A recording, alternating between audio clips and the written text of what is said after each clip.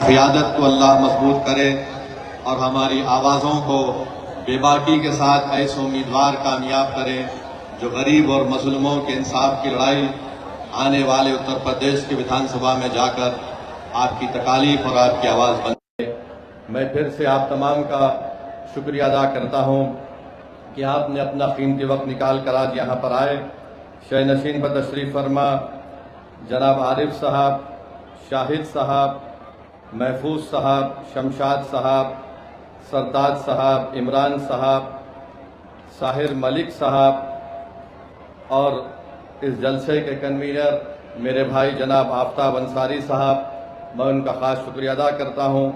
और ज़िला के प्रभारी शहजाद खां साहब, महताब चौहान साहब जो पिछले कई दिन से यहाँ पर क़याम करके इस जलसे को कामयाब करने के दिन रात मेहनत की, मुफ्ती रियाज मेहदी क़ासमी साहब, हकीम अब्दुलसलाम साहब, इंतज़ार अंसारी साहब, शाहिद सैफ़ी साहब, अखिल सैफ़ी साहब, नज़ाकत अली साहब, हमारे मेरे छोटे भाई जनाब मनमोहन जा पंडित, शादाब साहब, एहसन मंसूरी साहब और उत्तर प्रदेश के अध्यक्ष और सदर कुलीन मजलिस इत्तेहादुल मुस्लिमीन जनाब शौकत अली साहब। मेरे अजीज़ दोस्तों और बुज़ुर्गों, मैं सबसे पहले खिराज अक़ीदत पेश करना चाहूँगा और दुआए मग़फ़िरत हम सब मिलकर करेंगे कि आप और हमने एक अजीम आलिम दीन को हमने आज खोया, जिनका नाम हज़रत मौलाना सलमान हुसैनी नदवी साहब था। वो जय्यद आलिम दीन थे, बेबाक थे और हक़ बात को कहने से डरते नहीं थे। आज वो अल्लाह सुब्हानहू व तआला ने आज वो यहाँ से इस दुनिया से रुख़्सत होकर आज उनका इंतकाल हुआ है।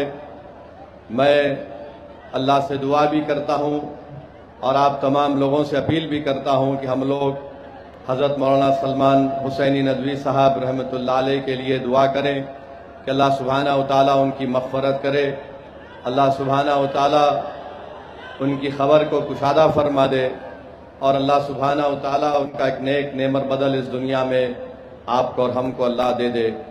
मैं इस बात को कहना ज़रूरी समझता हूँ कि जब मजलिस इत्तेहादुल मुस्लिमीन पहली मरतबा उत्तर प्रदेश में विधानसभा का चुनाव लड़ रही थी तो मुझे हज़रत मौलाना सलमान हुसैनी नदवी साहब का फ़ोन आया।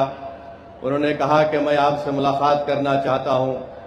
उन्होंने मुझे लखनऊ बुलाया, मैं लखनऊ गया उनके घर पर और वहाँ पर हमारी पहली मुलाकात हुई और उन्होंने हम तमाम की बड़ी हौसला अफजाई की और बल्कि उन्होंने हमसे ये भी कहा कि मुल्क में मुस्लिम अक़लियत की एक सियासी क़ियादत और उसकी एक सियासी आवाज़ की ज़रूरत है।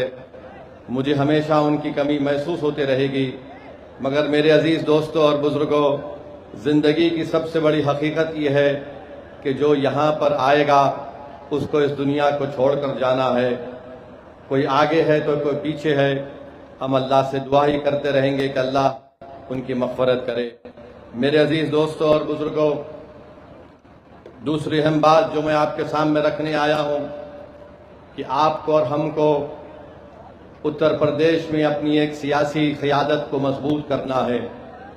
मैं आपसे गुजारिश करने आया हूँ कि जिस तरह बिहार में मजलिस इत्तेहादुल मुस्लिमीन को बिहार और ख़ास तौर से सीमांचल की आवाम ने मजलिस को अपनाया और मजलिस इत्तेहादुल मुस्लिमीन के अरकान असम्बली को मुंतखब किया और बिहार के मुस्लिम अक़लियतों ने और सीमांचल की गरीब आवाम ने आपको ये पैगाम दिया कि देखो, हमने मजलिस को अपनाया और अपने इत्तेहाद की ताकत और क़ुव्वत के बलबूते पर हमने मजलिस इत्तेहादुल मुस्लिमीन के 5 विधायक बिहार में हमको कामयाब किया।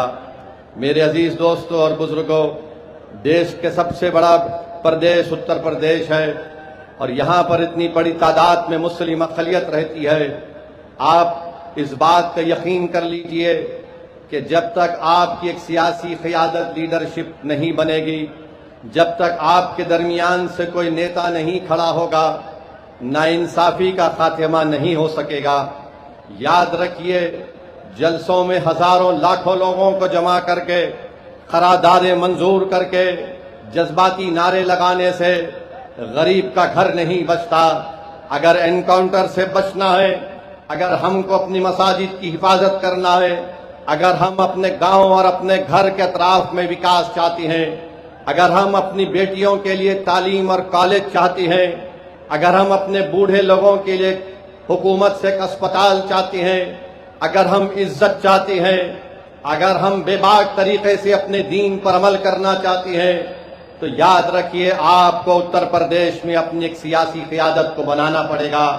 और इस बात को ज़हन नशीन कर लीजिए कि जो कोई आकर ये कहता है कि अगर अल्पसंख्यक समाज मुसलमानों की एक सियासी लीडरशिप बनेगी तो इससे फिरका परस्ती में इजाफा होगा, मैं जिम्मेदारी के साथ कह रहा हूं, ये लोग झूठ बोल रहे हैं। अगर फिरका परस्ती के इस समंदर में आज इस मुल्क को घेरा जा रहा है, जगह जगह पर हमको नुकसान पहुंचाया जा रहा है, तो फिर इसका जिम्मेदार कौन है? इसका जिम्मेदार वही लोग हैं जो पिछले 70 साल से मिल्लत मजलूमा को ये कह कर सुलाते रहे और उनको रोकते रहे कि नहीं नहीं, आपकी और हमारी लीडरशिप नहीं हो सकती है, हमको नाम निहाद सेकुलर पार्टियों का साथ देना है। बताइए अजीज दोस्तों और बुजुर्गों, हमने 70 साल में हर किसी सियासी जमात के हक में वोट दिया, बताओ हमारा क्या फायदा हुआ? हमारा कोई फायदा नहीं हुआ, हमारा नुकसान बहुत ज्यादा हो गया है। इसीलिए मैं आज आपसे फिर से अपील कर रहा हूं कि मुत्तहिदा तौर पर आप अपने वोट का सही इस्तेमाल करते हुए आने वाले असेंबली और विधानसभा के चुनाव में मजलिस इत्तेहादुल मुस्लिमीन के उम्मीदवारों को आप कामयाब करिए। यकीनन हम भी नहीं चाहते कि दोबारा उत्तर प्रदेश में बीजेपी की सरकार बने। मैंने पहले भी कहा और आज भी कह रहा हूं कि अगर कोई हमसे गठबंधन करने तैयार है बीजेपी को रोकने के लिए, तो असदुद्दीन ओवैसी आधे रास्ते तक पैदल चलकर आने तैयार है। हम भी नहीं चाहते कि दोबारा बीजेपी की सरकार यहां पर बने। मगर याद रखिए, अगर आप ये समझते हैं कि नहीं समझौता नहीं होगा, तुम्हारा काम सिर्फ वोट डालकर अपने घर में जाकर खामोश बैठ जाना, तो मैं उनसे कहना चाहूंगा कि अब वोट डाला जाएगा मगर वोट नेता बनाने के लिए इस्तेमाल होगा। वोट किसी पार्टी को बचाने के लिए नहीं इस्तेमाल किया जाएगा। मेरे अजीज दोस्तों और बुजुर्गों, अगर गठबंधन होगा, अलायंस होगा, इज्जत और मान सम्मान के साथ होगा, तो यकीनन असदुद्दीन ओवैसी और मजलिस इत्तेहादुल मुस्लिमीन उस गठबंधन के साथ काम करने को तैयार है। हम पूरी कोशिश करने तैयार है कि दोबारा भाजपा की सरकार उत्तर प्रदेश में ना बने। मगर अगर आप ये समझते हैं कि हमारा काम सिर्फ दरी बिछाना है, तो याद रखो अब कोई दरी नहीं बिछाएगा। अब दरी बिछाने के दिन खत्म हो चुके हैं। चाहे वो नौजवान हो, चाहे वो बुजुर्ग हो, यह हमारी इज्जतदार माँ और बहनें हैं, वो इस बात को महसूस कर लिए हैं कि अब दरी नहीं बिछाएगी, अब हक की और मान सम्मान की लड़ाई होगी। अब नेता बनाया जाएगा, अब लीडरशिप बनाई जाएगी और ऐसा लीडर बनाया जाएगा जो उत्तर प्रदेश की विधानसभा में जाकर अंधा, गूंगा और बहरा बनकर ना बैठे, बल्कि जब मस्जिदों को शहीद किया जा रहा है तो उनको अपनी जमीन की आवाज पर उस विधानसभा के दरो दीवार को हिला के रखना चाहिए था। मगर आज हम देख रहे हैं कि वो खामोश बैठे हुए। तो मेरे अजीज दोस्तों और बुजुर्गों, मेरी आपसे अपील है कि याद रखिए, नेता आपको बनना है। ओवैसी हैदराबाद से निकलकर यहां पर बिजनौर में और नजीबाबाद में इसलिए नहीं आया कि मैं अपनी तकरीर के जरिए तुमसे वाह वाह हासिल करूं। मैं आया हूं और आता रहूंगा इंशाअल्लाह ताला। अल्लाह जब तक मुझे जिंदा रखेगा, मेरी जिंदगी का मकसद एक ही है कि भारत के कोने कोने में मुसलमानों का नेता बने, जो बनेगा इंशाअल्लाह ताला, जो कोई नाम निहाद सेकुलर पार्टी नहीं चाहती। बीजेपी तो मुसलमान को टिकट भी नहीं देती, और ये जो अपने आप को सेकुलर कहती हैं, ये किसी को टिकट देती हैं तो किसी को टिकट देकर गुलाम बनाने के लिए देती है। मजलिस आपसे कह रही है कि तुम गुलाम नहीं बनोगे, तुम कायद बनोगे, तुम हुक्मरान बनोगे, तुम गरीबों की आवाज बनोगे, तुम मजलूमों की ताकत बनोगे। ये मजलिस इत्तेहादुल मुस्लिमीन का पैगाम है। मेरे अजीज दोस्तों और बुजुर्गों, मैं आपसे अपील कर रहा हूं कि आपने सबको आजमा लिया, मगर आप देखते ये हैं कि कोई फिरका परस्ती को रोक नहीं पा रहा है। आखिर कब तक हम सिर्फ वोट डालने वाले बनकर रहेंगे? याद रखिए, जमहूरियत लोकशाही में अगर आप वोटर बनकर रहेंगे तो आपके मसाइल हल नहीं होंगे, आपके महल्लों में और गांव में विकास का काम नहीं होगा। अगर आप शहरी बनेंगे, हुकूक के साथ शहरी बनेंगे, तो हमारे बच्चों का मुस्तकबिल अच्छा होगा, हमारी नौजवानों की जवानी अच्छी रहेगी, हम अपने बुजुर्गों के ख्वाबों को पूरा कर सकेंगे, हम अपने घर में हमारी माओं की आंख में आंसू नहीं बल्कि उनके चेहरों पर मुस्कुराहट देखेंगे अगर आप मुत्तहिदा तौर पर अपने वोट का इस्तेमाल करेंगे मजलिस इत्तेहादुल मुस्लिमीन के हक में। मेरे अजीज दोस्तों और बुजुर्गों, आप जानते हैं कि उत्तर प्रदेश में आज क्या क्या क्या हो रहा है। आप बताइए कि 200 साल से मस्जिद है, पुलिस स्टेशन बाद में आया तो मस्जिद को तोड़ने की नोटिस दी जाती है। 250 साल से मस्जिद है, रेलवे स्टेशन बाद में आया तो नोटिस दी जाती है मस्जिद को तोड़ने के लिए। मैं भारत की पार्लियामेंट में खड़े होकर पुकार पुकार कर कह रहा था कि बीजेपी, आरएसएस और नरेंद्र मोदी की हुकूमत ने वक्फ तरमीमी कानून को लाने का एक ही मकसद है कि मुसलमानों से वक्फ की जायदादों को छीन लिया जाए, मस्जिदों को तब्दील कर दिया जाए या फिर मस्जिदों को हमसे छीन लिया जाए। बताओ, आज संभल की मस्जिद को किस बुनियाद पर शहीद कर दिया गया? मैं पुकार पुकार कर कह रहा था तो मजलिस के मुखालिफीन कह रहे थे कि असदुद्दीन ओवैसी जज्बाती तकरीर करता है।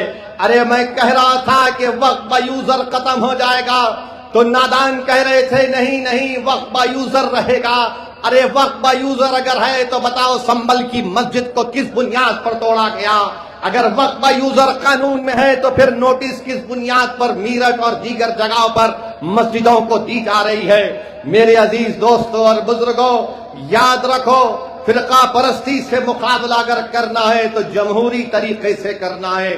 हमको कानून को अपने हाथ में नहीं लेना है। मैं नहीं चाहता कि कोई नौजवान अपनी जान की बाजी लगा दे, और मैं नौजवानों से कह रहा हूं कि अल्लाह तुम्हारे जज्बे को सलामत रखे, और अगर जिस दिन जरूरत पड़ेगी जान की बाजी लगाने के लिए तो इंशाअल्लाह ताला पहले असदुद्दीन ओवैसी अपनी जान को आपके इत्तेहाद और आपके विखार के लिए कुर्बान कर देगा।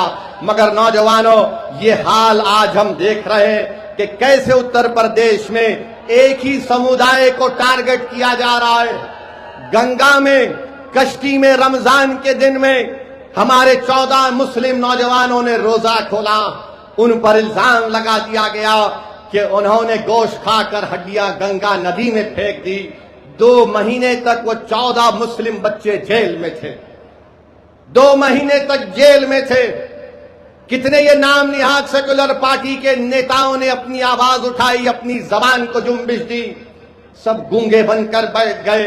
एक दीवाना मजलिस का वैसी पुकार रहा था, ये बच्चों पे जुल्म हुआ है, जुल्म हुआ है। और वही आप देखते हैं कि चंद दिन पहले एक वीडियो आई कि कोई लोग कश्ती में बैठकर शराब भी पी रहे हैं, मुर्ग भी गोश्त पका रहे हैं, उनको पुलिस ने अरेस्ट किया और दूसरे दिन उनकी बेल हो गई, दूसरे दिन उनकी बेल हो गई। बताओ, कानून के इस्तेमाल में भी इस तरह का इम्तियाज होता है, कानून के इस्तेमाल में भी नरमी दिखाई जाती है। जो मुसलमान थे वो 2 महीने जेल में थे बच्चे, और जो मुसलमान नहीं थे 24 घंटे के अंदर उनको बेल मिल जाती है। बताओ, ये खुली फिरका परस्ती भाजपा और आरएसएस की और योगी आदित्यनाथ की नहीं है तो फिर किसकी है बताइए आप? 24 घंटे में बेल हो गई और वो बच्चे 14 दिन तक जेल की सलाखों में परेशान रहे। पूरा रमजान वहां पर गुजार दिया, ईद वहीं पर गुजार दी। मेरे अजीज दोस्तों और बुजुर्गों, ये नाम निहाद सेकुलर पार्टी के कायदीन गूंगे बनकर ये सब तमाशा देख रहे थे। मेरे अजीज दोस्तों और बुजुर्गों, मेरी आपसे गुजारिश है कि आप इन बात पर गौर फरमाइए। याद रखिए, जब आप यहां से उठकर अपने घर को जाएंगे, मेरी आपसे ये गुजारिश है कि तुम यहां से एक फिक्र लेकर उठो, तुम यहां से एक सोच लेकर उठो, ताकि वो फिक्र और सोच तुम्हारे दिलो दिमाग में इनकलाबी तब्दीली को पैदा कर दे।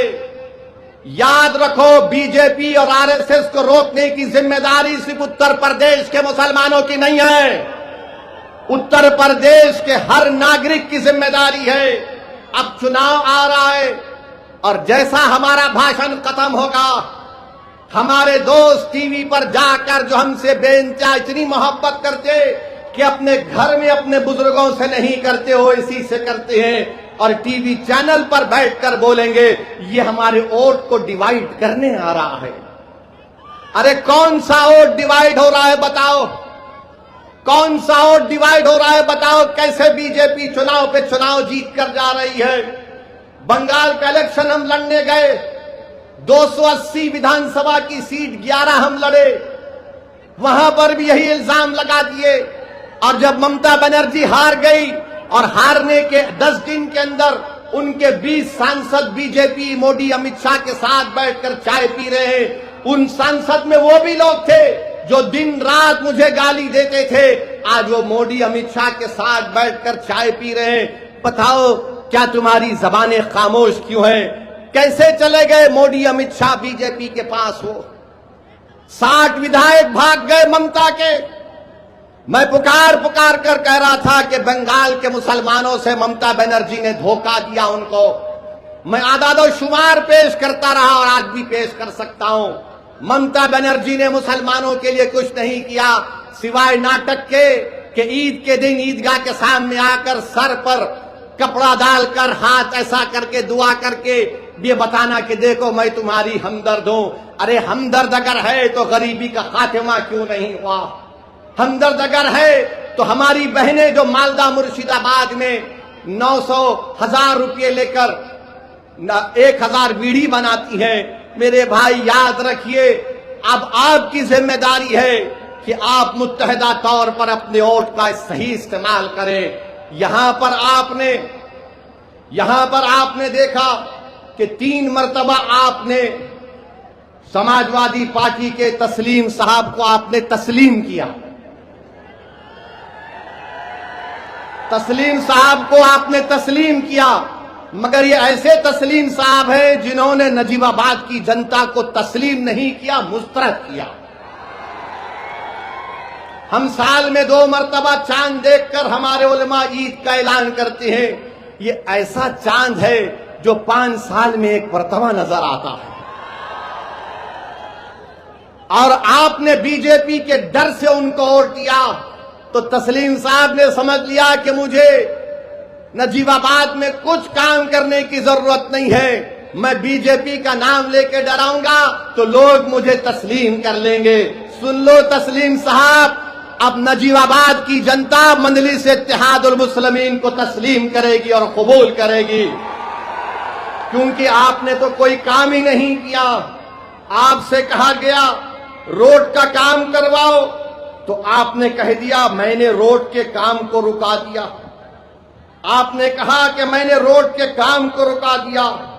गवर्नमेंट गर्ल्स का इंटर कॉलेज नहीं है, मेडिकल कॉलेज मंजूर हुआ, तस्लीम साहब सोते रहे, वो कॉलेज कहीं और चला गया। एक बाईपास जो आजाद चौक झंडा चौक से हरिद्वार तक जाता है, इन्होंने कहा कि मैंने इसके काम को रुकवा दिया। क्यों रुकवाया भाई? आपके पेट में दर्द हो रहा था तस्लीम साहब, जो आपने इस काम को रुका दिया।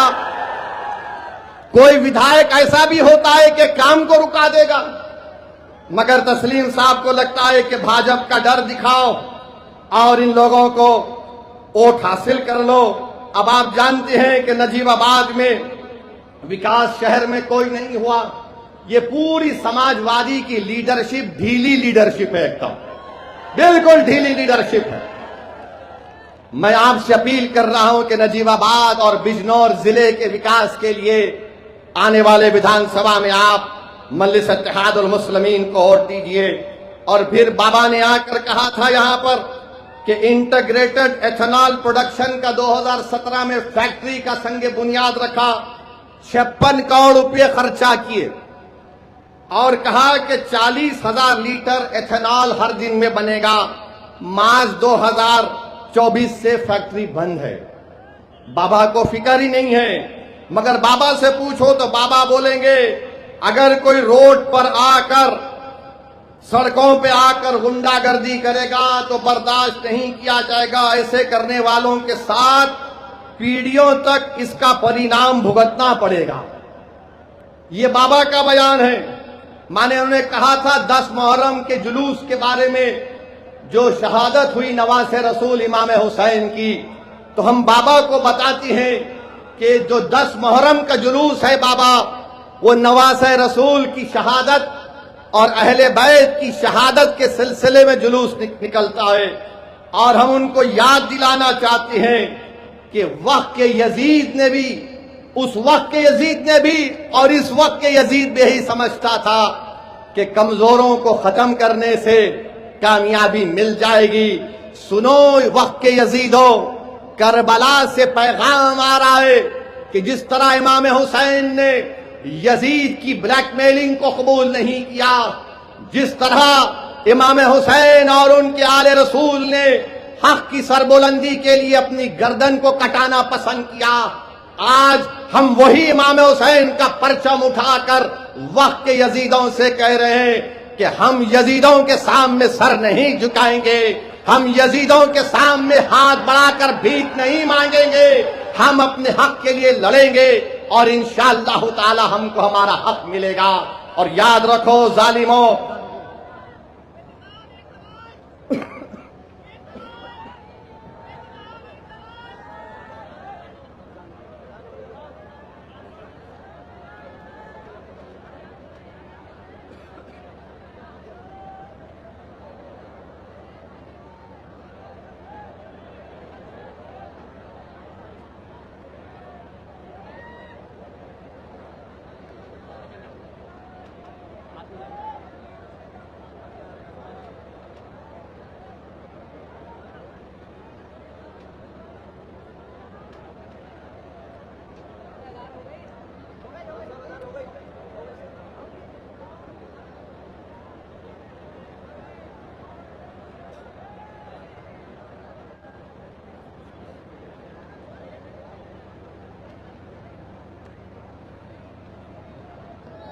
अज़ा हो रही थी इसलिए हमने वक्फा लिया।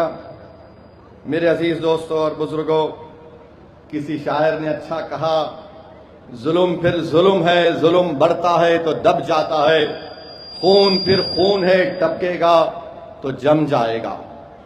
तो मेरे अजीज दोस्तों और बुजुर्गों, आप जानते हैं कि यहां पर नजीबाबाद में एक शुगर मिल का भी क्या हाल होकर रह गया। बाबा कहते हैं कि पीढ़ियां याद रखी जाएंगी, पिछले साल किसकी इबादतगाह के सामने तमाशा किया गया था वो आप जानते हैं। मगर आज हम देख रहे हैं कि आज हमको एक तरफ से डराया जाता है। अखिलेश कहते हैं कि अगर वोट मुझे नहीं दोगे तो कभी चुनाव नहीं होगा। अखिलेश यादव ये क्यों भूल जाते कि जब वो मुख्यमंत्री थे तो आजादी के बाद 50,000 मुसलमानों को उनके घर से बेघर कर दिया गया था।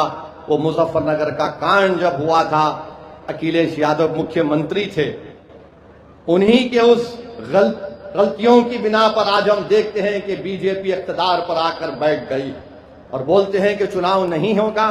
यही बात ममता बनर्जी ने कही थी बंगाल में, मगर आपने देख लिया क्या हुआ। मेरे अजीज दोस्तों और बुजुर्गों, मेरी आपसे अपील है कि जो एक तरफ डरा रहे हैं और दूसरी तरफ हमसे कहा जा रहा है कि तुमको ऐसी सदा देंगे कि तुम्हारी पीढ़ियां याद रखेंगे, हम इनसे पूछना चाहते हैं पहले अखिलेश यादव से। और अखिलेश यादव की पार्टी में एक साहब ने हमको मोहन भगवत से मिला दिया, मोहन भगवत से हमको मिला दिया। खैर, उसका भी जवाब देता हूं।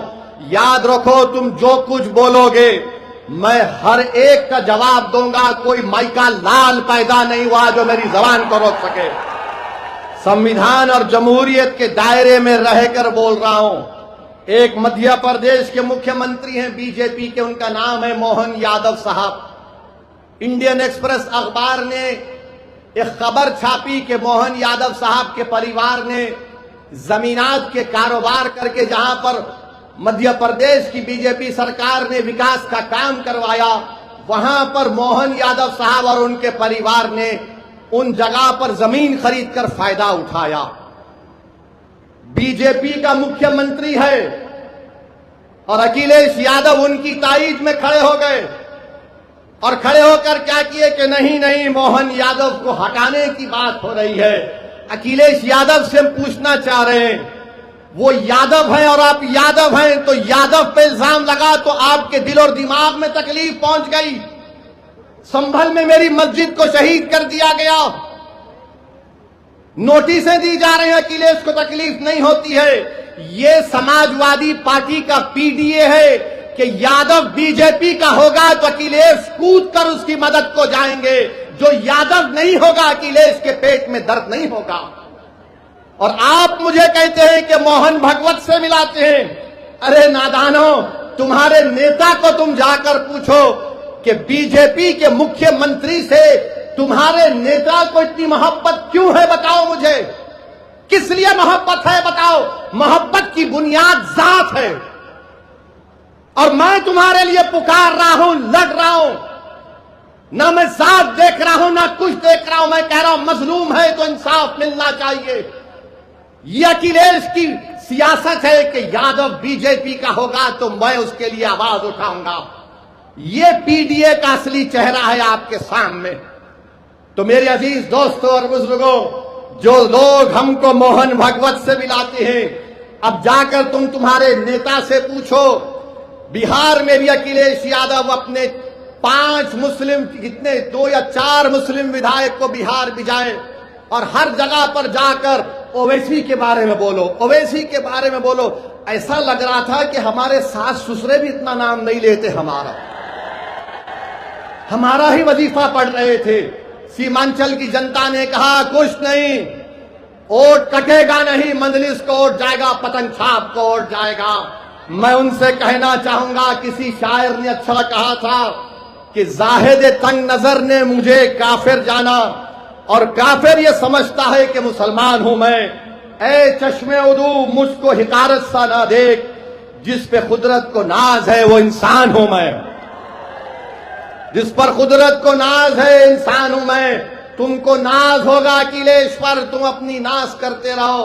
अखिलेश को तड़प है तो मध्य प्रदेश के बीजेपी के मुख्यमंत्री, जहां पर अब यूनिफॉर्म सिविल कोड लाया जा रहा है, जहां पर शरीयत में मदाखलत की जा रही है उस मुख्यमंत्री की क़यादत में, उसके लिए अखिलेश यादव मोहब्बत कर रहे हैं, उसकी बचाव के लिए आ रहे हैं। बताओ उत्तर प्रदेश के मुसलमानों जो कहते हैं कि नहीं नहीं समाजवादी, अरे समाजवाद नहीं है, ये सिर्फ यादववाद की सियासत है जिससे आपको निकलकर मजलिस इत्तेहाद और मुस्लिमीन के हक में अपने वोट का इस्तेमाल करना पड़ेगा।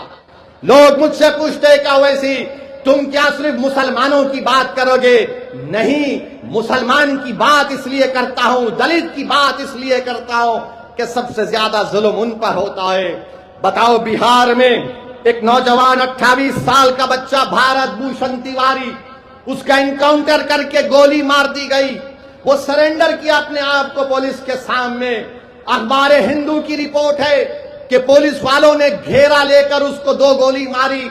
वो भारत भूषण तिवारी मुस्कुरा रहा था, फिर पुलिस की गाड़ी में डालकर और 3 गोलियां मारी। वो भारत भूषण तिवारी मर गया। उसके लिए मैंने आवाज उठाई। ये नहीं देखा कि मुसलमान है, मैं एनकाउंटर के खिलाफ था और रहूंगा इंशाअल्लाह ताला। मेरा मानना यह है कि एनकाउंटर गलत है। जब कोर्ट, अदालत, संविधान BNSS है तो फिर अगर एनकाउंटर से इंसाफ हो सकता है तो फिर कोर्ट को, BNS को उठाकर फेंक दो, कोर्ट को बंद कर दो। रूल ऑफ लॉ, संविधान की बात करता है। वो भारत भूषण तिवारी एक ब्राह्मण बच्चा था, एक ब्राह्मण बच्चा था। तो क्या मैंने देखा कि मुसलमान हिंदू देखा? नहीं। नाइंसाफी जहां पर होगी हम आवाज उठाएंगे। तो मेरे अजीज दोस्तों और बुजुर्गों, हम आपसे यह भी अपील कर रहे हैं कि आप जानते हैं कि उत्तर प्रदेश के बाबा, हम उनसे पूछना चाहते हैं, 2024 में पुलिस कांस्टेबल का इम्तिहान हुआ, पेपर लीक कैसे हो गया बाबा? पेपर लीक हो गया। और पेपर लीक कहां से हुआ? गुजरात के प्रिंटिंग प्रेस से हुआ। पेपर लीक आप जानकर तकलीफ होंगी कि 10 साल में 48 मरतबा री एग्जामिनेशन हुआ भारत में। 10 साल में 48 मरतबा और 89 मरतबा पेपर लीक हुआ है। 56 इंच का सीना देश के प्रधानमंत्री का, मगर उसमें से भी पेपर लीक हो जा रहा है। 10 साल में 48 मरतबा री एग्जामिनेशन, 89 मरतबा पेपर लीक। महाराष्ट्र में टीचर्स का इम्तिहान पेपर लीक। माने बताओ ये लीक कैसे हो रहा है? अब हद तो ये हो गई। आप देखिए कि फिर दोबारा इम्तिहान हुआ, 28 लाख बच्चे इम्तिहान लिखे। कितने पोस्ट के लिए? कुछ 26,000 या 30,000 पोस्ट के लिए। मैं उन बच्चों से पूछना चाहता हूं, तुम नफरत करना चाहते ना, करो हमसे नफरत, मगर ये तो बताओ कि 11 साल में तुमको क्या मिला सिवाय नफरत के?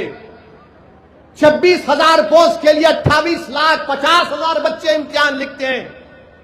बताओ आपको क्या मिला? आज हम आ रहे थे तो जहां पर हम होटल में ठहरे, मीडिया के लोगों ने हमसे पूछा कुछ बोल दीजिए। हमने कहा क्या सवाल है तुम्हारा? तो कहा वो चंदा चोरी पे कुछ बोल दीजिए, चंदा चोरी पे कुछ बोल दीजिए।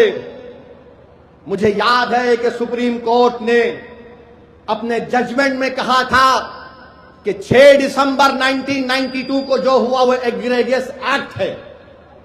ये सुप्रीम कोर्ट ने कहा था। अब मुझसे पूछा गया कि बताओ आप इस पर आप क्या कहेंगे? तो मैंने इतना ही कहा, अगर ट्रस्ट में गलती हो गई, उस ट्रस्ट में एक मुसलमान को तुम मेंबर बना लेते और बाद में जब ये घोटाला सामने आया तुम उस मुसलमान को ले जाकर एनकाउंटर कर देते, बुलडोजर से उसका घर तोड़ देते, केस क्लोज्ड।